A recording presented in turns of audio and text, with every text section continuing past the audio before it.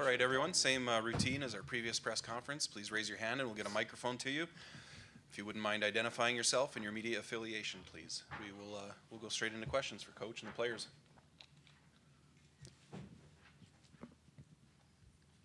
Tom Elliott, St. Cloud Times. Brett, what's your biggest concern about tomorrow? Concern. That's interesting. I guess I don't normally look at it that way. I guess if concern is just personally, am I and our staff doing everything we can do to prepare our team the best we can to put them in a spot to be successful? So obviously we always look in the mirror after each week and try to assess whether we did that or not. And for us, it's just that focus. I need to make sure that we do the best we can so they're out there and ready to play and can play their game.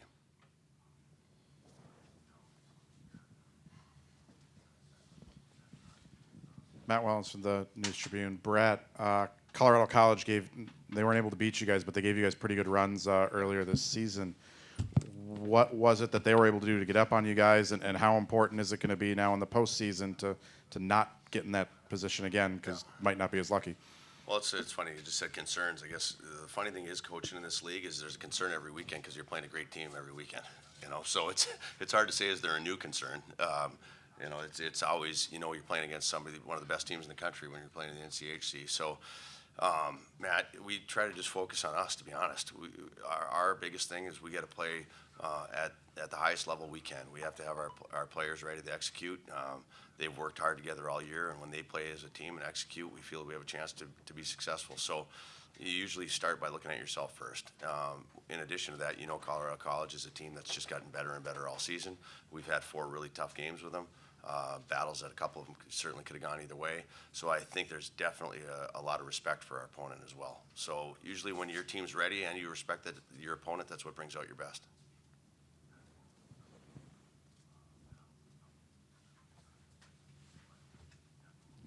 Hey, Coach, obviously all the awards tonight, you guys are up for just about every one of them, and Patrick being here as well, never had two guys up on that finalist list for Hobie Baker.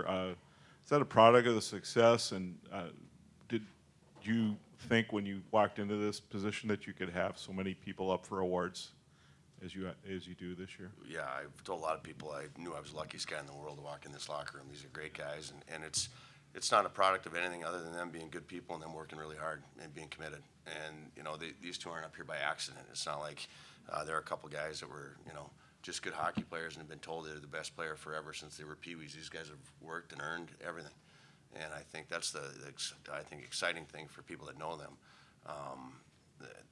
They've earned this right to be in this top 10, and by being committed and by working hard. And then in addition to that, I think the big thing is what people probably don't see is how good a team guys they are and what they've done to bring a really special team together into, I think, one of the closest knit teams I've ever been around. Matt? For Patrick and Jimmy, as you just heard, Coach Larson likes to deflect a lot of the credit for the success of this team onto you guys and everything, that he's lucky for walking into a good situation. Is he not giving himself enough credit for what the team has done this year? What kind of impact has he had coming into the locker room and such? Yeah, I don't think you can. I don't know what to say about Larson. There's not enough that he's done for us. He's incredible. The words that kind of speechless. You see him coming in, and obviously you're never really sure what you're going to get with a new coach coming in.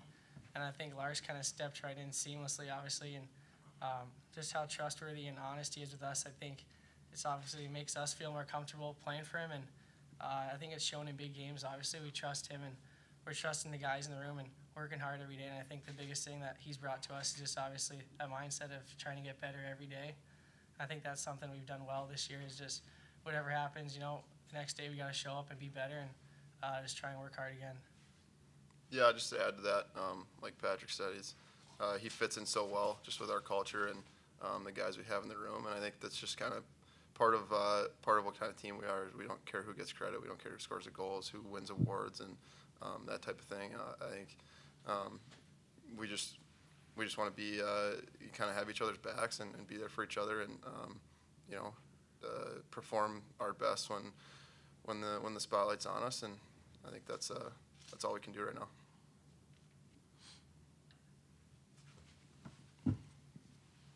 Patrick, talk about playing CC and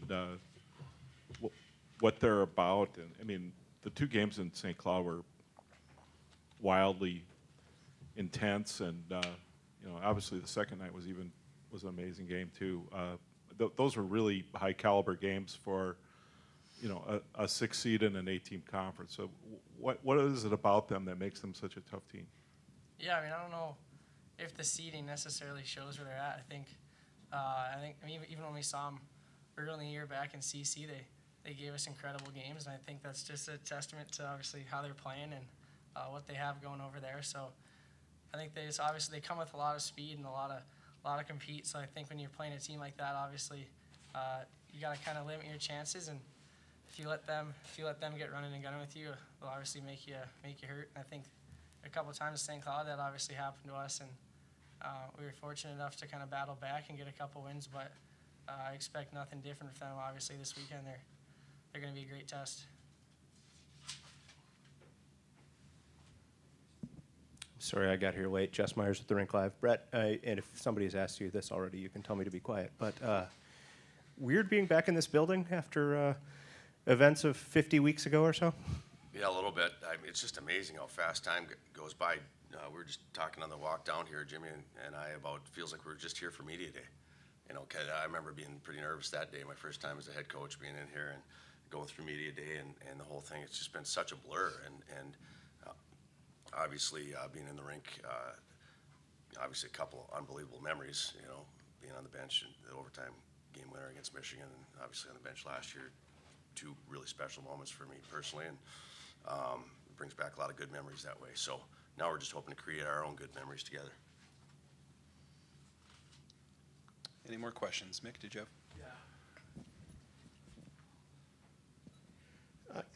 Coach, just talk a little bit about you know, David Rennick's season for you guys right now. Obviously, you know, maybe some of the statistics aren't great, but the important one, I guess, is there for you guys, right? Yeah, absolutely.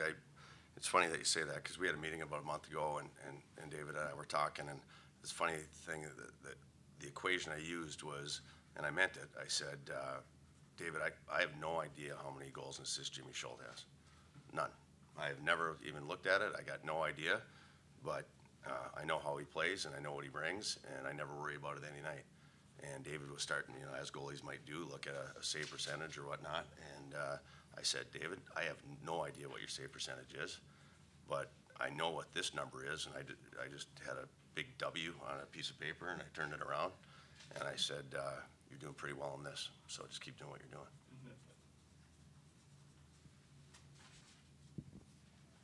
Patrick, just kind of you know, describe you know, David's personality a little bit. You know, and Jimmy, if you can too, because he might be the big character, I guess, on your team, isn't he?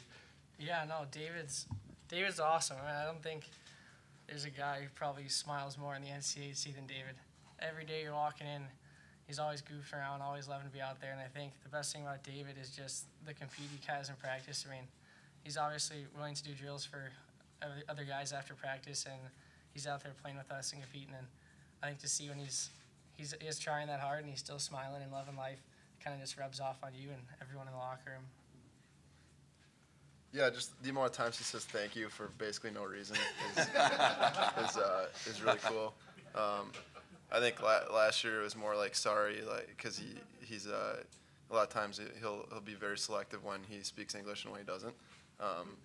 But I mean, he's matured actually a lot in this past year and 2 years, and he's our backbone back there, and we love having him in goal, obviously. But he's a character, and you love showing up to the rink with him every day.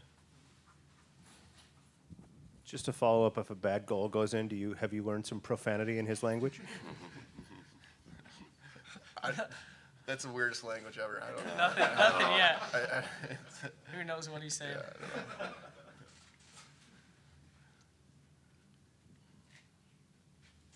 You guys are seniors. This is it. This is the road. Have you thought about it's going to be over here one way or another in the next few weeks? It's always in the back of your mind.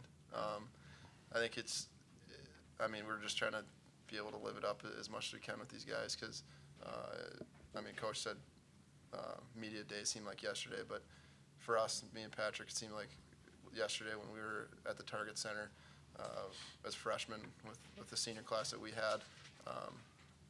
It's flown by, and it's unbelievable how quick it goes. And I think we've kind of learned over the past few years to cherish every game with the guys that we have because we're lucky to be a part of a pretty incredible senior class that really gets along so well and that's so close. And so it's been a lot of fun, and I think we're just going to try to do our best to end on a good note.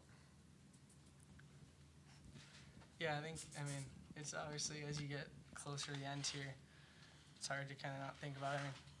It's pretty much, you win or lose at this point. So I think it's something that you just push to the back of your mind. And we've all done a pretty good job of it so far, just focusing on this team and what we have. And for us, it's just obviously the next game is the most important, and that's really all we're thinking about.